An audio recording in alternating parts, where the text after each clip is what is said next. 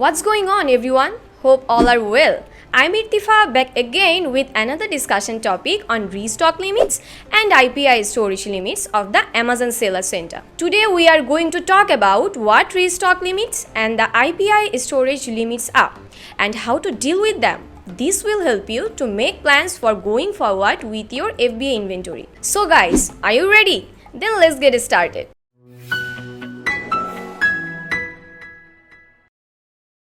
Firstly, restock limits. What are restock limits? Amazon is making changes to its FBA storage as well as the fees it charges in specific capacities. FBA sellers often faces issues with FBA storage limits and IPI storage limits. Restock limits are calculated based on your historical sales and forecasted demand at both seller and ASIN levels. Let me explain to you the explanation of restock limits. Storage limits are based on volume measured in cubic feet and are set for each storage type. Generally, Amazon sets limits for how much inventory of different categories sellers can have at Amazon FBA warehouses. Let's see the four main categories are standard size storage, oversized storage, apparel storage, and the last one, footwear storage. If you sell flammable or aerosol products, you will see separate storage limits for these categories too. But Amazon has not released its calculation for restock limits. Still, it appears to be based primarily on the rate you sell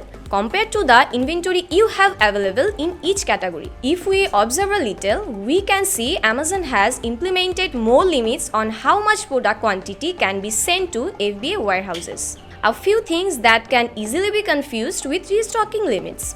Let me show you some of the main ones. First one, Inventory Performance Index, that means IPI score.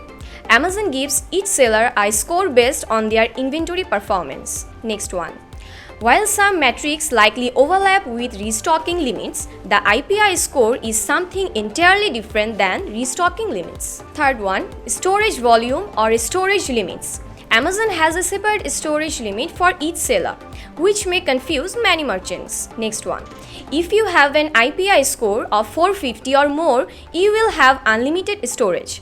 If you have an IPI score or less than 450, you will have storage limits. Even if you have unlimited storage, you will still be subject to restock limits. One more thing is that you cannot trade inventory between storage types. Coming to the next discussion. Now let's see what IPI storage limits on FBA are. One of the ways Amazon makes sure their customers always find their preferred items on the marketplace is through their fulfilled by Amazon warehouses. Regardless, overcrowding is a big issue, since many sellers send stock to Amazon that they cannot sell quickly. This slows down the restocking of in-demand items. Because of that, Amazon implements a scoring system to evaluate Seller's Inventory Performance Index, which means the IPI.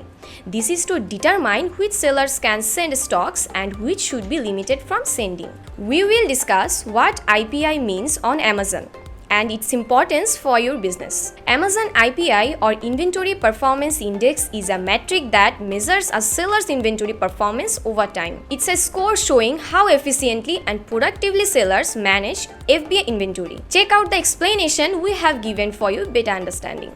IPI is a score ranging from 0 to 1000. It combines the sales, inventory levels, and expenses of the previous or last 3 months into a unique rolling metric which updates weekly. Some of its goals are as follows. Number 1.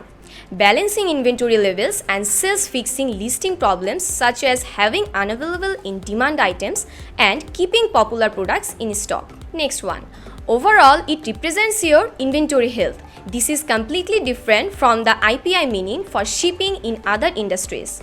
The IPI measures inventory management for a while, the overall balance inventory levels and sales, the seller's ability to fix listing problems and prevent having inventory that's unavailable for purchase, and the last one, the seller's ability to keep popular items in stock. Also, to be more productive, you must increase your IPI score by taking the recommended actions from Amazon. The four most important factors that can help boost your IPI scores are: number 1, removing excess inventory from the Amazon warehouses. Number 2, increasing the sales of FBA items. Number 3, fix stranded listing to make your FBA inventory available for purchase on Amazon. And the last one, number 4, keep your popular products in stock to avoid lost sales. Moreover, poor inventory management and sales loss can lead to storage restrictions and affect your sale account and IPI. So, we have already discussed restock limits and IPI. Now we are going to talk about the difference between restock limits and storage limits because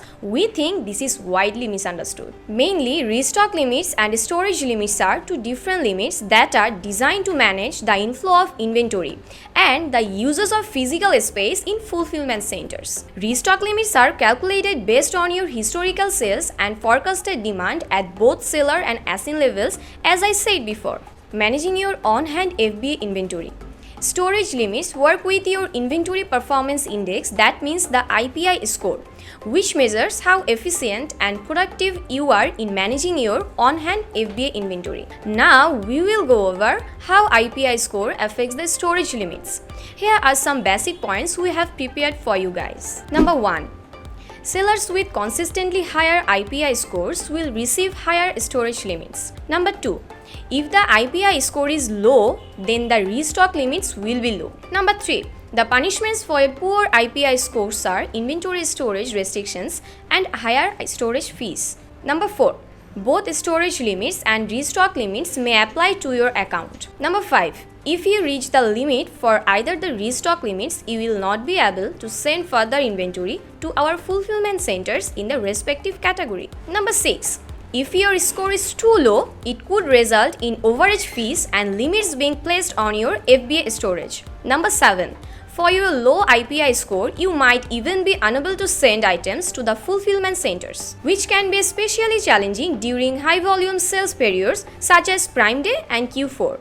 Number 8. IPI measures the efficiency and productivity of your FBA inventory over time. Higher IPI scores usually indicate that you are managing your inventory more efficiently, thus optimizing your sales and minimizing your storage cost. Number 9.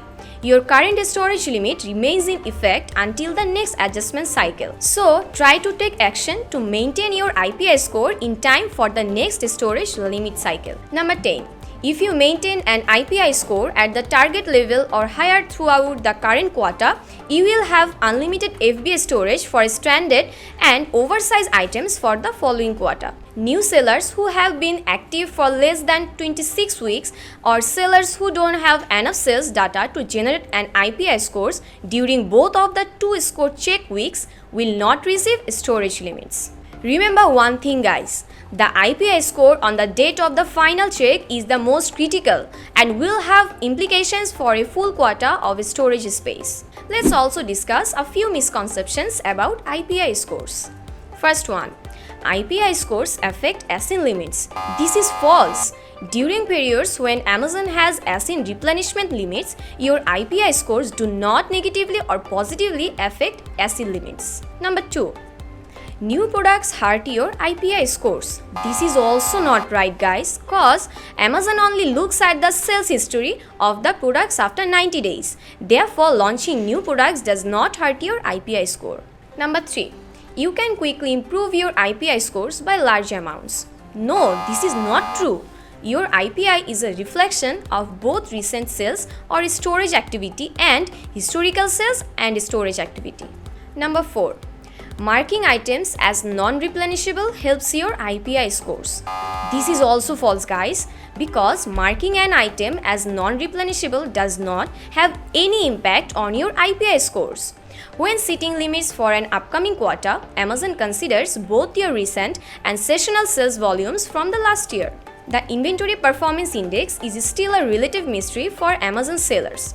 Next, we will know why can't people send inventory despite having a good IPI score. Let's find out why. In case you are not sensible, there is currently no benefit to being more than the 500 required to get unlimited storage. By far, the biggest factor for IPI is the sell-through rate. I believe I saw somewhere once that Amazon considers a sell-through of 7+ to be excellent. Though I can't find it after a week look at a couple of webinars. It's ought nothing that you likely have too much in FBA at any one time. Excess inventory only counts those items that they believe will not sell within 90 days. But I think there are more recent webinars are suggesting up to 4 weeks. Come to the last.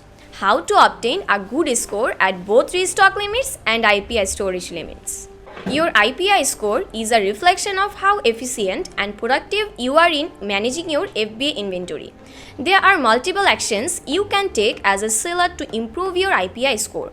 Let's see how. First one, improve your sell-through rate. Your sell-through rate is your units sold and shipped over the past 90 days, divided by the average number of units on hand in Amazon fulfillment centers during that time. Improve your 90-day rolling sell-through rate by maintaining the right balance of inventory over the same time.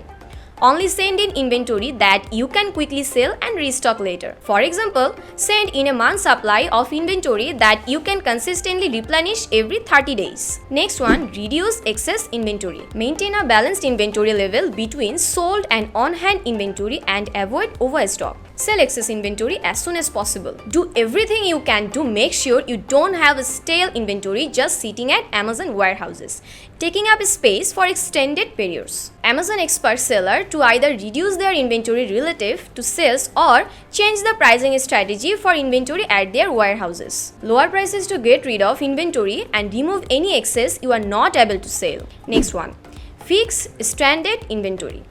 It is crucial that you fix all of your stranded inventory immediately. Keep tabs on your stranded inventory page daily and ensure your inventory is viable by fixing listings that are stranded. Next point.